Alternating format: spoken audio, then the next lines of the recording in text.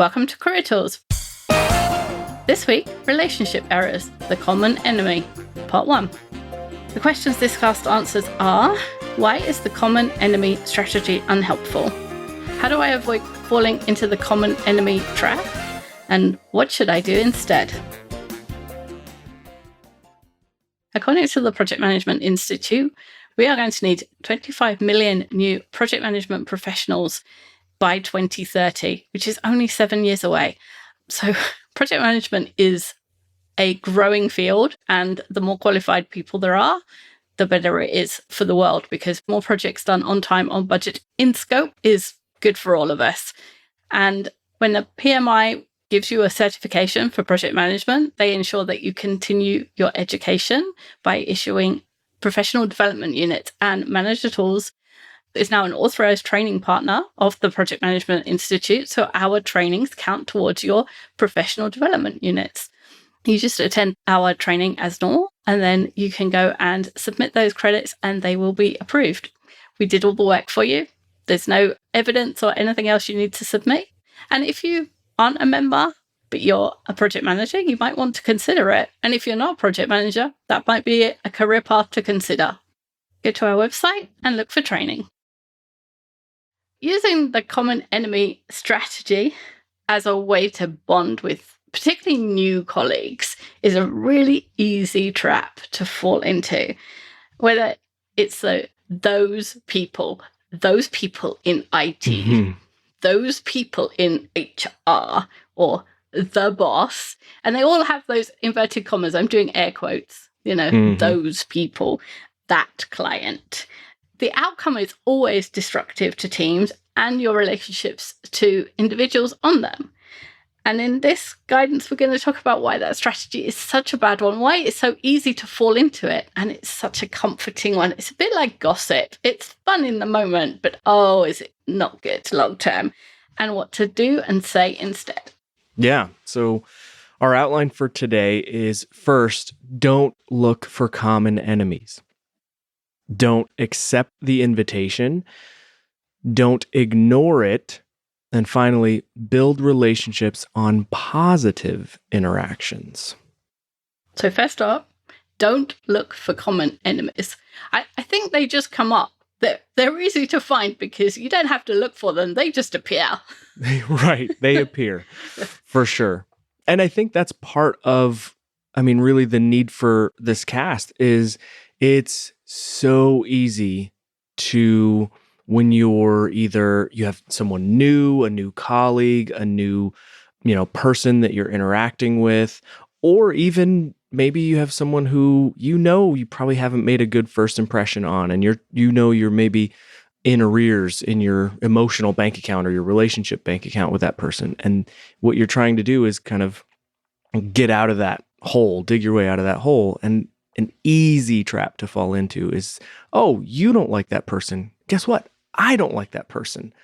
Let's use that commonality, that common bond. And that's a very, very dangerous. It's a slippery slope. Yeah. It's a bit like families who say we fight amongst ourselves, but if you attack us, we stand together. It's a situation where A and B bond over their shared hatred of C. And C can be anything. It can be a person, it can be an abstract, it can be that form that we all hate filling in. It can be expenses, which I use ad nauseum as the thing we all hate. And I'm sure not everybody hates them, but I hate doing expenses. It can be a certain customer and you don't even need to see them. It could be a certain supplier and you don't even need to see them. It could be UPS because the guy, and you don't even see the guy, but the guy puts the boxes in the wrong place. And it could be a different guy every day, and it's the guy. It can literally be anything. It could be the way I've got some tablets, and the way they're sealed into the packet, it hurts my finger when I push them out. Like, those packets drive me nuts. And if anybody else takes them, I could bond with someone over those packets and the way they're put together and who designed them. And, you can bond with someone over any of that. Well, I think of it as even as simple as this is a little outside of the workplace, but I mean, even if you're dining at a restaurant, most of us have sat down and ate at a restaurant, and you've got, a waiter or waitress that's serving you, and they happen to have another table that is loud and obnoxious or maybe demanding, and you kind of feel the need to be like, hey, sorry about those people over there. Right. And you try to find, I think it's so natural for us to kind of, it's just so easy to fall into that and say, oh yeah, hey, yeah, they're there's them and us over there. And the part of the way we define us is not them. And it's so destructive because we make someone else our enemy, and we're basing our relationship with one person on our dislike of someone else, or our distrust or our contempt for someone else. And we're building it on shifting stands, because who knows, the next week that person might need to be our friend, and we're sullying our relationship with that person. Like, corporate reshuffles happen all the time. Like, who hasn't complained? There's corporate reshuffles. There's something else we all love to hate, right, and we can bond over.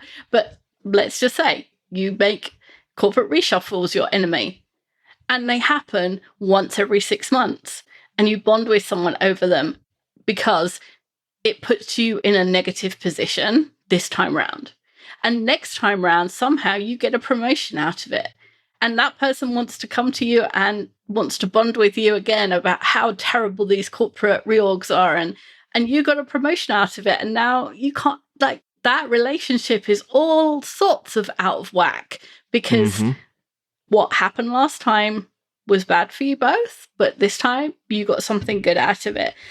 And you don't have to like everything or everyone you work with, but you do have to work with them. And if corporate reorgs are happening every 6 months in your organization, you have to live with it. And if you know that it's coming, then railing against it and bonding with people over it, it's a short-term strategy. Yeah, and I think that's the crux of this. There's a reason why it's easy to fall into, because short-term, it works. It works a lot and often. But long-term, because things change, like you mentioned, right? I mean, we change our minds all the time, right? And so we may change our minds or change our thinking on things. But I think the important point here is to understand what kind of this fallacy is, this relationship error could be. And then I think understanding that it is really easy to use. I mean, all you need to do is just agree. If someone says something like, oh gosh, that UPS guy, or those IT people, or that person from HR, or if you're in a union environment, right? That shop steward, oh gosh, right? And even if it's an inanimate object, right? It's that something printer. That's not, yeah, that printer, right? That copier. There's a reason that printer is there. There's a reason that copier is there. And there's a reason that we use that system, or we do that, we have to use that form or something. There's a reason behind it. And just because we don't agree with it, or because someone else doesn't agree with it, that doesn't mean that it's okay, or it's acceptable, or it's the right thing to do to agree with someone when they express their, animus or hatred for that particular or thing. even that it's helpful to you. That's the thing for me. If I went all day agreeing with everybody, there's just so much of this stuff. And if I agree with you that the printer's annoying, sure, okay. And then I agree with someone that the coffee pot's not working, and isn't it annoying that people don't put their cups away and clean them in the kitchen? And then I agree with the next person that form is stupid, and I agree with the next person that, yes, these badges never work on that door. And I've just gone through the whole day being irritated by things. And believe me, I can be irritated all day without having extra help, but it just puts you in such a negative frame of mind, and that bleeds over to everything you're trying to do. And I just don't think that's helpful for anything. And yes, some of those things exist for reasons which are stupid. Yes, somebody bought that printer, and you might think, yeah, it exists in my office for a reason, and that reason is stupid because somebody bought the wrong one, and I wish they had bought another one. Yes.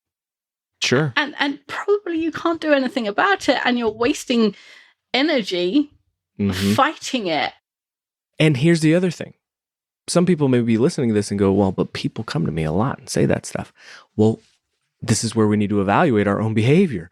If we're agreeing, right, then people are going to bring up more of that stuff, right? Because people want a cosigner. They want, someone to be on board with them. And so if they say that stuff and then you're like, yeah, I know, isn't it the worst? Like, it's just so terrible. And then they're going to bring more of that stuff to you. And then you're going to feel flooded with that negativity. And eventually there's going to be things that you don't agree with. And then you're going to have to, either, disagree or feel like, oh, am I, hurting this relationship because I've kind of established this pattern of I co-sign on that. Yeah, I agree with you. I'm right there. I'll commiserate with you. So, and sometimes we're accused of creating or encouraging this culture of put up or shut up. You either put up with it or you shut up about it, which is essentially you accept what is. And to some extent, that is what I'm saying. Yes, accept that printer is the one that exists in your office and, just use it. But also, I'm saying save your battles and, save your energy and fight over the important things. And, I just use that energy for something more productive. Use that energy for something that's going to be more beneficial. Mm-hmm. Yeah, it just doesn't seem worth the fight for me to fight over something so small or fight for something so small. And if you have power over which printers are chosen and you can be on that steering committee or you're in procurement and you can have some effect on that change or someone in procurement and you can persuade them, then go do something about it. But if you can't, then you're just railing against a brick wall. It just doesn't seem productive. And maybe you're listening to this and you're saying, well, but I mean, certainly you're not suggesting that I be disagreeable. I mean, that's not going to help with relationships. And certainly Career Tools is all about results and relationships. And so, shouldn't I be agreeable? And shouldn't I, isn't that easier? Isn't that, helpful at building a relationship? And yes, again, short term, that could absolutely produce some great relationship benefits in the beginning. But we have to also consider that we're going to need relationships long term as well. And so just by agreeing, you may think that you're choosing the easier road, right? But really what you're doing is potentially creating situations that you're going to be worse off in the future, right? And so we can't think of our world in terms of relationships as binary, as black or white, or as Wendy said earlier, us and them, because there's more nuance to relationships than that. So if your ability to ingratiate yourself with other people is dependent on you driving a wedge between you and other people, then no, you're not building relationships, right? In fact, you're doing what, I would say is playing relationship whack-a-mole. You're saying, well, I don't want this, I'll hit this mole, in order to have this one pop up. But then, I might have a need to knock that mole to get a different one. And that's not going to be beneficial. Your building of solid relationships based on positive experiences can't be dependent on you having bad relationships. Do you have excellent employees who can't seem to see eye to eye, agree, and achieve an optimal result, even when they're both recommending the same solution? The Manage Tools Effective Communicator Conference might be your answer. We teach folks to observe other people's behavior, perform some mental analysis, and tailor their natural communication style to achieve a more successful exchange and workplace result. We'll work with up to 30 people where extensive practice is the key. It's great for all professionals, not just managers, particularly those who are customer facing, either internal or external. Contact Maggie at manager-tools.com or check it out on our website. Look for training for organizations. Having a common enemy is not a good basis for a relationship. It's a single point of relationship, which is not a good way. If you think about your relationships outside of work, they're based on common interests, preferences, views. They're more well-rounded. You probably agree with your best friend about the merits of fishing and breakfast and the next election. And whilst it is said that opposites attract, that's generally not true. The friendships that are only based on one commonality, like the friends that you have in college, generally don't last, most of them, because the only thing you have in common is that you were at college at the same time. You don't want to spend 8 hours fishing with someone who disagrees with you that waffles are best for breakfast and that it's a person's duty to vote. The common enemy strategy says we have this one factor in common that we don't like this other thing. And so it will be better to try and build a relationship on more factors that are more positive. To try and create a deeper, more rounded, better relationship that will last than just pinning it on that one factor. Yeah.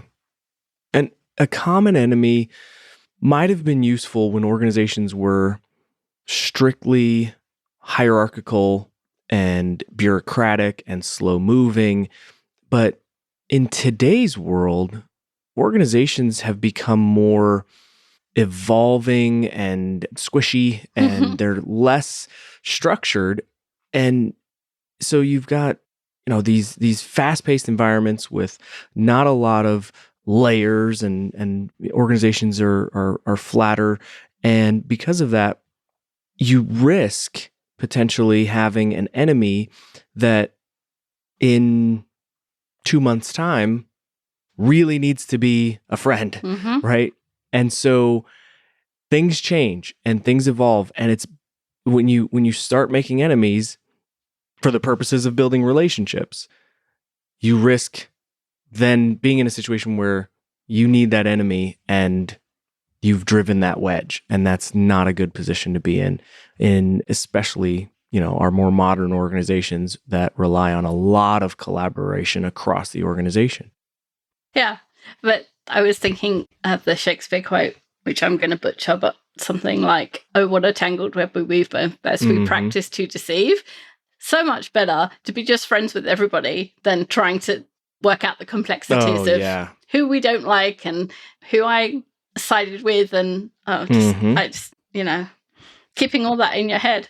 That's a really interesting thing, like a very interesting point, because if this is a method that you're going to employ to build relationships, then even to do it well, you ought to be considering, well, okay, maybe that common enemy has more other relationships or resources in the organization. So maybe actually, instead of using that person as a common enemy, I need to make this other person who was the person I was building a relationship with my common enemy. Maybe I need to ingratiate myself with them more. And now you're getting really... It's like playing 3D chess.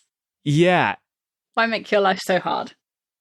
And my guess is that there are not a lot of people who do that consciously, but I'm sure that some people are thinking about things like that, like the ramifications of, well, this person has more resources, person has more connections, and so I'm certainly not going to make them a common enemy. I'd rather kind of be on their side and then drive my wedge somewhere else. And what's scary about that is that I think some of those same people who do that are also people who say, "Gosh, I hate having to play politics." Yes. Well, that's exactly what that is, right? You're That's creating what you're doing. politics. Yeah. Yeah. You're creating it where they don't need to exist.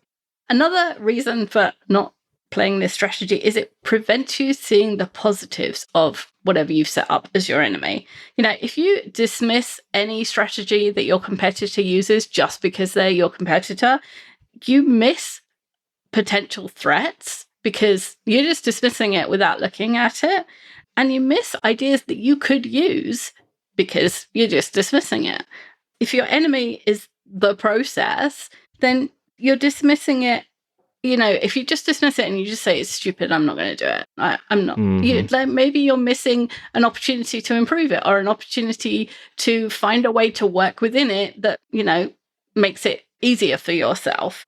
Yeah. And we're going to talk through some examples that hopefully we can highlight how, even in that exact situation, you can, rather than focus on the dislike or disdain you have for that process, you can still acknowledge someone's, concern or frustration and be helpful by instead leaning into, well, here's some ways that I've found to work with this kind of flawed system, which we all have and we all experience.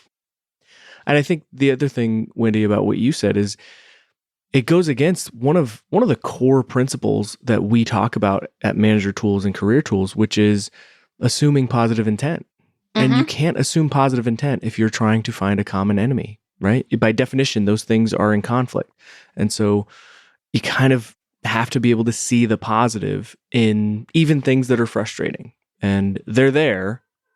They're just sometimes a little harder to see. Yeah. And another reason for not doing it is it tears down the team. And that's one of the bright line boundaries we have for our team members, and we'd suggest you have for your team members. We have 2 rules. We do not lie. We don't tear down the team. That's it. And either of them is a firing offense here. And because that's how seriously we take those 2 negative behaviors. And it's based on ethics, right? Lying is an ethical violation, but it's also based on what we've seen happen in teams when the bad worm gets in the apple, because once it's in there, you can't rescue those teams. You can't just bite it, just cut the bad worm out and hope that the apple comes back whole, because it doesn't. Yeah. There's no saving it. You'll never know you got all of it, right? No. And it's, I know that it's not a popular, I've heard it a lot, but it's probably not very well received. But sometimes bad behaviors exhibited by employees sometimes are referred to as cancerous in organizations. And the reason that analogy is there and exists is because that's kind of similar in the fact that you think by, carving that out and carving that person or those behaviors out, that you've kind of got it all. But it kind of snowballs and you don't know where else there could be, those same or similar behaviors kind of tearing down the team. So, and there's another point, I think, here when we think about kind of this fallacy of a common enemy. It's not always embraced or employed by people who are trying to build relationships or trying to use it. But I've known managers, so managers that I've worked with in the past, they know this kind of concept exists. And so what they do is they try to use it to galvanize their team. And what they do is they say, everyone needs a common enemy. Let it be me. And so they, as the manager, say, I'm willing to be a little harder, a little more maybe unreasonable sometimes, because I want my team to have me as that common enemy, so that that'll help them work closer together and that'll help their relationships. And I think, again, it's rooted in, and maybe this is me just, assuming positive intent. It's rooted in not I want to be overbearing or I want to be, a jerk in any way, but it's I want to help my team build better relationships. And so what I'm going to do is I'll follow my sword. I'll make myself the target.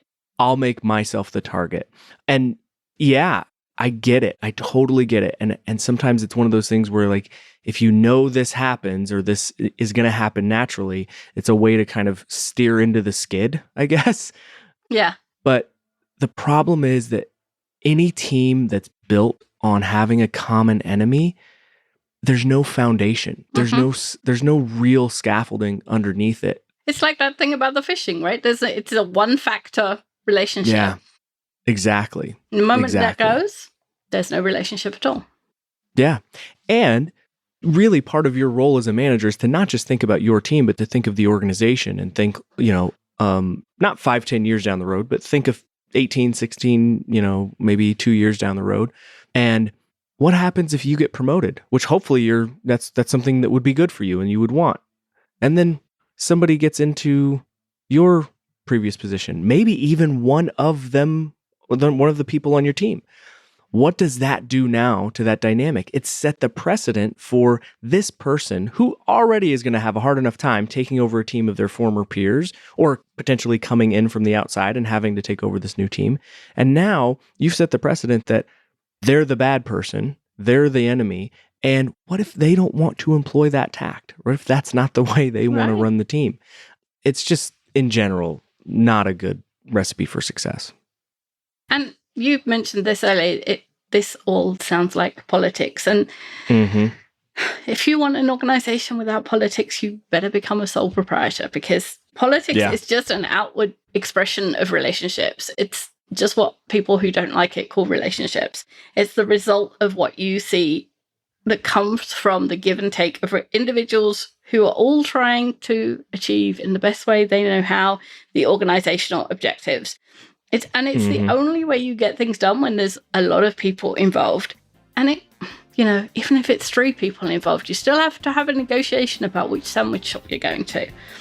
So stop worrying about politics and start considering your individual relationships with the individuals that you work with. Yeah, how can you work well with everyone? So there's a question to leave everybody with this week. And then next week, we'll talk about some examples. Thanks, Andrew. Thanks, Wendy. Bye, everyone.